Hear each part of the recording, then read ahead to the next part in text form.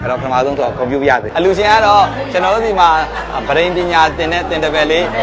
နိုင်လင်းရဲ့နှုတ်ဆက်ပွဲပေါ့နော်ဒါပေမဲ့ရင်ထဲမှာဝန်တာဝန်နေခံစားရပါတယ်သူကဟို3နန်းပဲတက်ခဲ့ရတယ်ပြီးတော့ဖုန်းကြီးဝတ်သွားတယ်ကိုရင်ဝတ်ပြီးတော့ကြတော့ကိုရထွက်ပြီးတော့ကြတော့တပတ်လောက်နေတော့ကျွန်တော်တို့စီရောက်လာတာတကယ်ဆိုလို့ရှိရင်လူတွေနဲ့လည်းစကားမပြောတတ်ဘူး तू လုံးမလိုအပ်မှပေးတာထက်ပေါ့နော်လိုအပ်မှပေးတာထက် तू မတောင်းဆိုခင်တည်းမှာပေးလို့ရှိရင်ဒါကကိုယ်စိတ်ထဲမှာပိုးပြီးကျင်နေမယ်လို့ခံယူရတယ်ပေါ့အဲကြောင့်မလို့ကဲလို့တိတ်တရာပေးမယ်ဆိုရကြတော့အဲ့ဒီမှာလုံးဝသူ့ကိုပြောမထားဘူးလူကလာအတန်းပညာလားဘလောက်မှမတက်ခဲ့ဘူးသူရဲ့ဖြစ်လို့ညာလုံးဝလိုက်လို့မမီကွန်မန့်နေမှာလည်းတွေ့ပါတယ်ရည်သားမထားခိုင်းဘူးဆိုတော့အခုတော့ထားလို့ရပြီလားတဲ့အော်လို့အခုကို့မှာနောက်ထပ်တာဝန်တစ်ခုကဘာပို့ကြည့်လိုက်တော့မိမပါကောင်းကောင်းရှာပေးရမယ်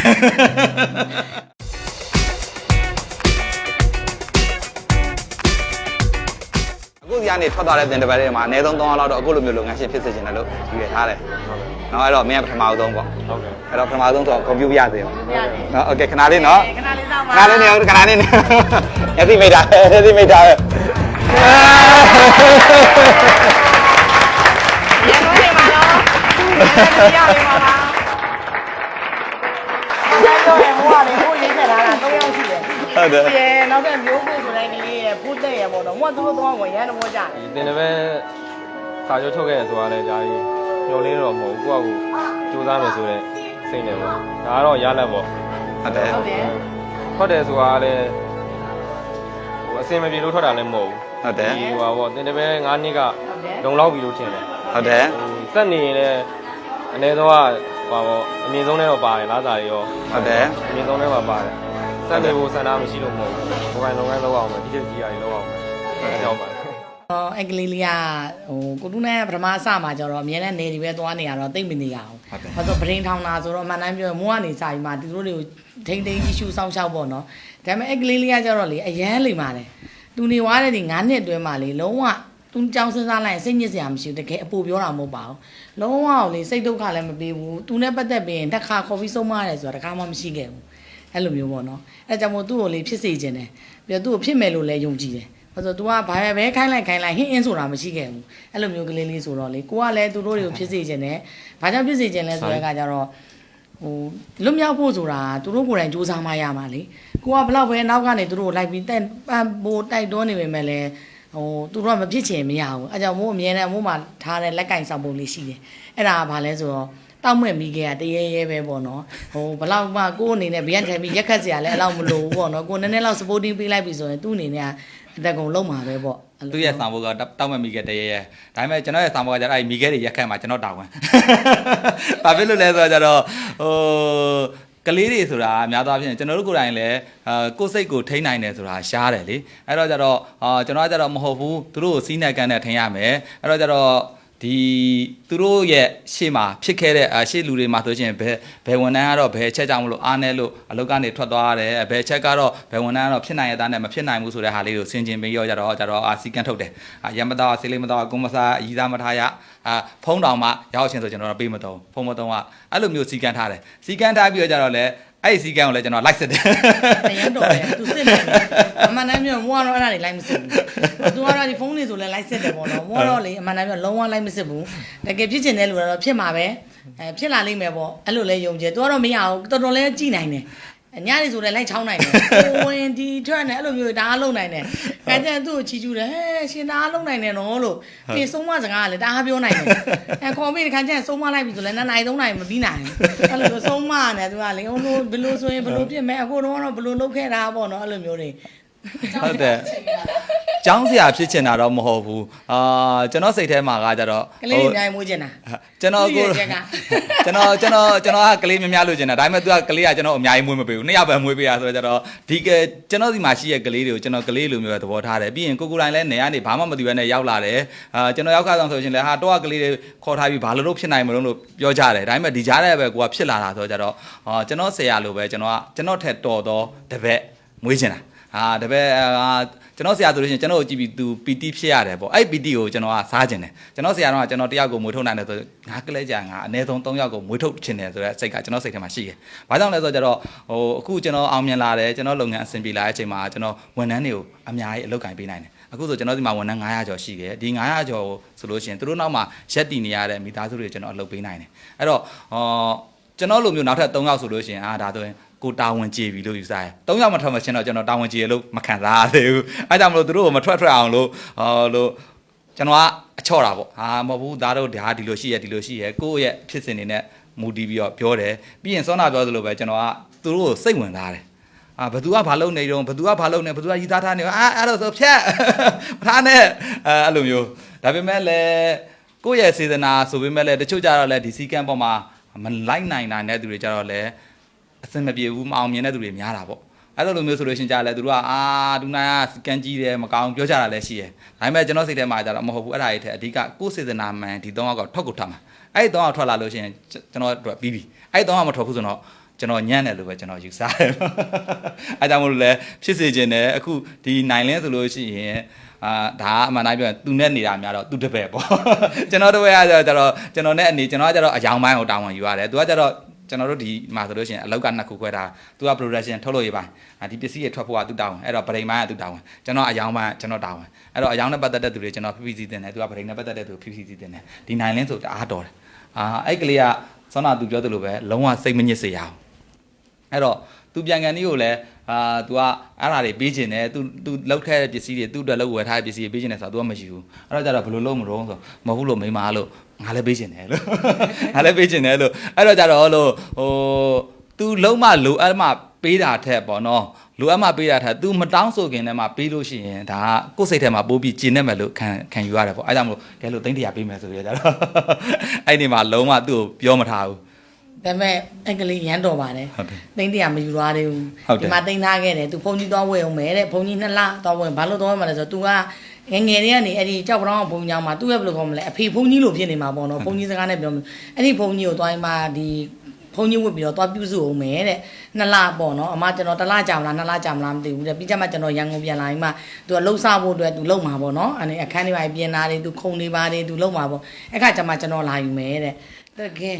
သူရဲ့စိတ်ကိုတော့လေတကယ်စက်တဲ့နဲ့ management ပေါ့သူကဟို3နန်းပဲတက်ခဲ့ရတယ်ပြီးတော့ဖုန်းကြီးဝတ်သွားတယ်ကိုရင်ဝတ်ပြီးတော့ကြတော့ကိုရထွက်ပြီးတော့ကြတော့တပတ်လောက်နေတော့ကျွန်တော်တို့စီရောက်လာတာတကယ်သူလို့ရှိရင်လူတွေနဲ့လည်းစကားမပြောတတ်ဘူးအဲ့တော့သူကဒီပတ်စံသိန်း100ကိုတခါတည်းအိမ်တယ်သွားမယ်ဆိုလို့ရှိရင်လည်းသိကြတယ်ဟိုဟာလုံးမဲ့ဒီဟာလုံးမဲ့ဆိုတာအကြောင်းတရားကြီးနဲ့ကုန်နိုင်တယ်လေအခုဆိုသူဟာဒီကလေးကတကယ်ချီကျူးကိုကောင်းတယ်လို့ပတ်စံမကြီးကွန်းနဲ့အခက်အောင်မယ်တဲ့ပြန်ပြီးအလုံးလုံးမှာပဲဒီသိန်း100ကိုသူပြန်သုံးမယ်ဆိုတော့ယုံကြည်ပါတယ်ကျွန်တော်တို့ဖြစ်စေခြင်းတော့သူထဲမှာသူပါမယ်လို့ကျွန်တော်ယုံကြည်ပါတယ်ဒါကတော့သူ့ရဲ့ပထမခြေလှမ်းပေါ့အဲ့တော့ကျွန်တော်ဒါမှမနေ့ကကျွန်တော်ရဲ့စိန်ဆိုင်ပိုင်ရှင်တထေးတွေဖုန်းဆက်ဖြစ်သေးတယ်အမကျွန်တော်ဗရင်အခုလောလောဆယ်ကျွန်တော်တို့ဗရင်ကဝန်ထမ်း900လောက်ရှိရဒါပေမဲ့အပြင်အထည်ကိုကျွန်တော်တို့ကောင်းကောင်းလက်မခံနိုင်သေးဘူးကိုဆိုင်ရောင်းတဲ့အားနဲ့ကိုမနိုင်ဘူးဖြစ်နေတာအဲ့တော့ကြတော့ကို့အတွက်အထည်မတောင်းဘူးကျွန်တော်တပည့်လေးကဗရင်ထောင်းတော့မှာနော်အန်တီဆန်ကျွန်တော်တပည့်ဗရင်ထောင်းသူ့အပ်ပေးအောင်နော်သူ့အားရှိစေခြင်းလို့စိတ်ကြသူနဲ့ပတ်သက်ယုံကြည်ပစ္စည်းစိတ်မပြောက်စရာရွှေမခိုးစရာကျွန်တော်အာမခံတယ်ရွှေပြည့်စရာမယ်ပေါ့နော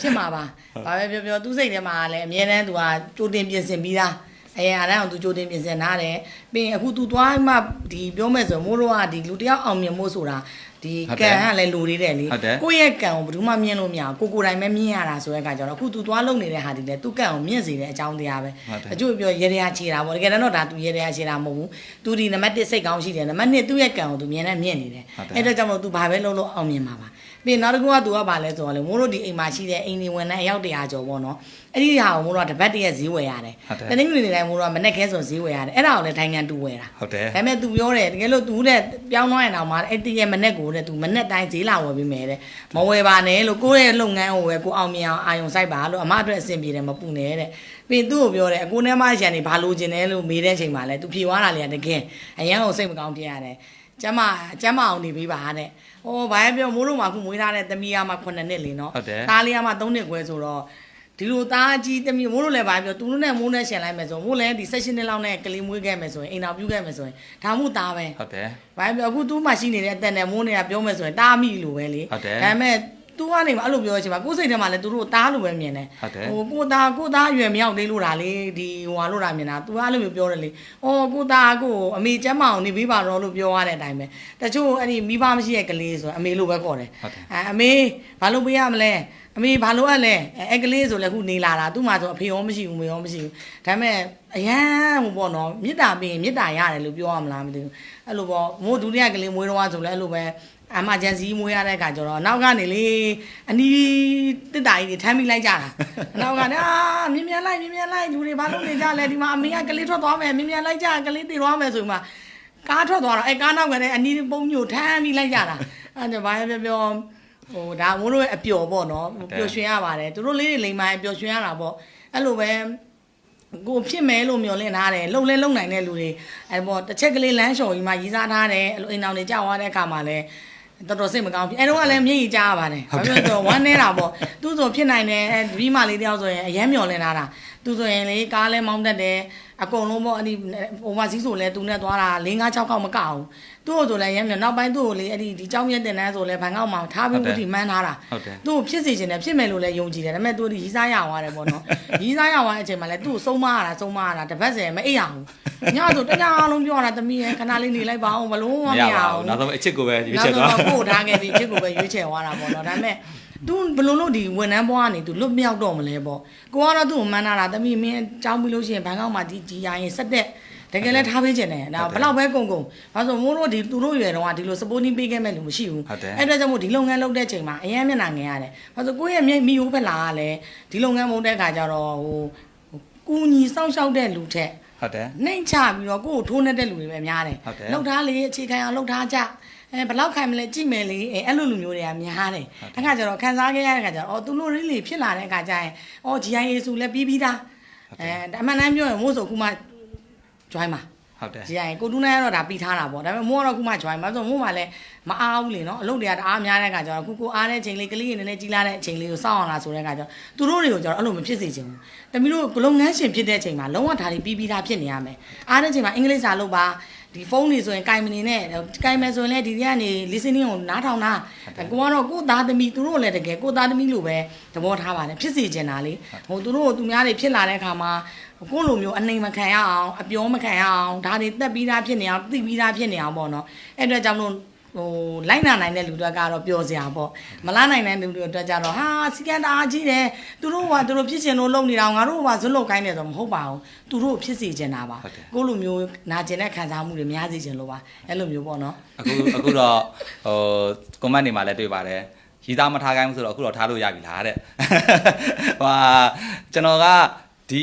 ီကျွန်တော် page မှာတင်တဲ့တချို့ post လေးလည်းပေါက်တဲ့ဟာတွေအများကြီးရှိပါတယ်အရင်တော့ဟာတွေမှာဆိုရင်ကိုယ့်အတွက်ပေါက်တယ်ပေါ့အခုကတော့ဒီ page ကဒီ account လေးဒီ post ဆိုလို့ရှိရင်ကျွန်တော်ထင်တယ်အခုတောင်မှကြည့်စု 1.2 m လားမသိဘူးရှိသွားပြီဆိုတော့အဲ့မှာအရန်စိတ်ထဲမှာပျော်တယ်ဘာကြောင့်လဲဆိုတော့ကိုယ့်အတွက်မဟုတ်သူ့အတွက်ကောဟုတ်တယ်သူ့အတွက်ကောဆိုတော့ကြတော့လို့အခုကို့မှာနောက်ထပ်တာဝန်တစ်ခုကဘာပို့ကြည့်လဲဆိုတော့မိမပါကောင်းကောင်းရှာပေးရမယ်ပြီးတော့အခုသူ့လိမ့်စာလာမေးကြတယ်ပေါ့နော်အခု page မှာလေးလာမေးကြတာဟိုဟာဖြစ်လို့ရှိရင်သူလုပ်ငန်းဒီကြာဖြစ်သွားရင်သူနဲ့ page ကနေသူ့ရဲ့အခုတော့ဖုန်းချင်းဝင်နေလို့သူ့ရဲ့လိမ့်စာတင်မယုံမှာ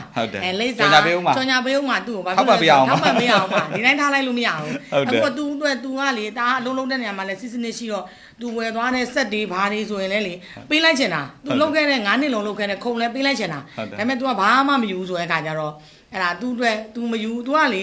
ေအရန်ထူးဆန်းတယ်ဘာပေးမလို့ချင်တဲ့ကလေးအမကျွန်တော်တို့ဘာပူနေရလဲဘာပူစရာရှိလို့လဲကျွန်တော်ကလုံနိုင်မှာလဲဆိုတော့အမကလည်းပူပဲပူနေဟဲပူတာတော့မဟုတ်ဘူးပေါ့အမကမြန်မြန်ဖြစ်စေချင်လို့မြန်မြန်အရှိရောက်စေချင်လို့လေးတားရလဲဆိုအခုအဲ့လိုမျိုးသူ့ကိုပေါ့အခုသူ့အတွက်လိုအပ်မဲ့ဟာလေးပေါ့အခုသူ့ရဲ့လိပ်စာတွေပဲတိကျရရေးဆိုအဲ့ဒါကြော်ညာပေးပါမယ်အပေးကြပါကျွန်တော်ဘလို့ main ကလေးမျိုးနဲ့ဖူးစာဆုံးကျင်တယ်ဆိုရင်နံပါတ်1ချက်ကတော့ဟိုသူကသူ့ကိုပံ့ပိုးနိုင်မဲ့လူပေါ့သူ့ကိုပံ့ပိုးနိုင်မဲ့သူပေါ့အဲ့တော့သူ့ကိုပံ့ပိုးနိုင်မဲ့ဆိုတာကလည်းနှစ်ချက်ရှိရလို့ကျွန်တော်မြင်တယ်ပေါ့နံပါတ်1အနေနဲ့ကတော့သူကဒီပင်ပန်းခံနိုင်တယ်ပင်ပန်းခံနိုင်တယ်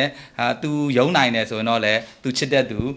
သူ့ဘာသာသူ့ကိုစိတ်ချမ်းသာစေမဲ့သူပေါ့အဲ့လိုမှမဟုတ်ဘဲနဲ့မပင်ပန်းစေချင်ဘူးပေါ့နော်နံပါတ်1တစ်ချက်က तू ကငွေရှာတဲ့ပညာကိုတတ်ထားပြီးပြီဆိုတော့ကောင်းကောင်းလဲစီမံခန့်ခွဲနိုင်ဆိုတော့သူ့ကိုငွေကြေးထောက်ပံ့နိုင်တော့သူ့ကိုတစ်ဖက်တစ်လမ်းအထောက်ပံ့ပေးတော့သူဆိုရင်တော့လေ तू မပင်ပန်းဘူးပေါ့မိဘဆိုတာကတော့ဘာပဲပြော